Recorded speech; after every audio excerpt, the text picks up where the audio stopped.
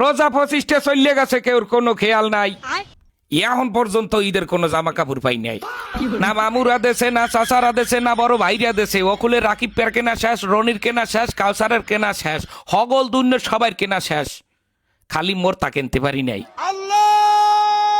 সারা বছর আমি গতবারের দুগ্গা জামাই দিয়ে কাটাই দিস। দুগ্গা জামা, দুগ্গা জামাই দিয়া একটা বছর আপনারা কেউ কাটাইতে পারতেন না? আমারে কয়েন আপনারা কেউ পারতেন?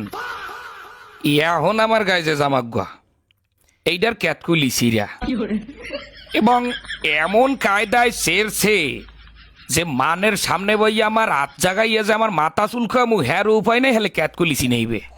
এবং পেন্দনের যে প্যান্ডা সবাই জানেন ফুটপাতে কিনছি, এই প্যান্ডার মধ্যে 19-20টা তালি, সিরা প্যান্ট সেলাই করিয়ে তালি দিয়ে হেয়ার পর হিন্দি।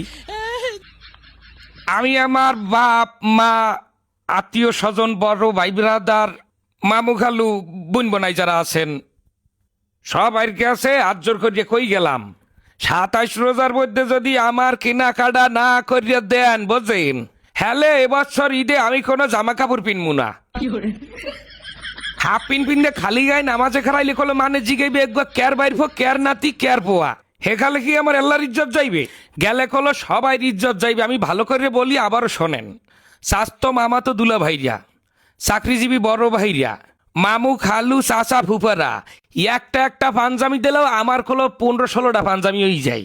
আপনারা জানেন কিনা জানি না, আমার বাপেরা তাহলে 3টা গরু আছে। যদি 27 রোজার মধ্যে আমার কেনাকাটা না করিয়ে দেওয়া হয়, হ্যালো ওই গরু আমি রাখতে হরমুখী, ওই গরু আমি আডে উড়াইয়া বেচছে পেটটা ভরিয়ে খামু। বন্ধু বান্ধব লইয়া ববের খাওয়া খাইয়া মার্কেটে যাই, কিন্তু সবটা মার্কেটে খরচ করমু। আপনারা অনেকেই কইতে পারেন যে এটা অসম্ভব কাজ, কিন্তু অসম্ভবকে সম্ভব করা অনন্ত জলিলের কাজ, এটাও আপনাকে মাথায় রাখতে হইবে।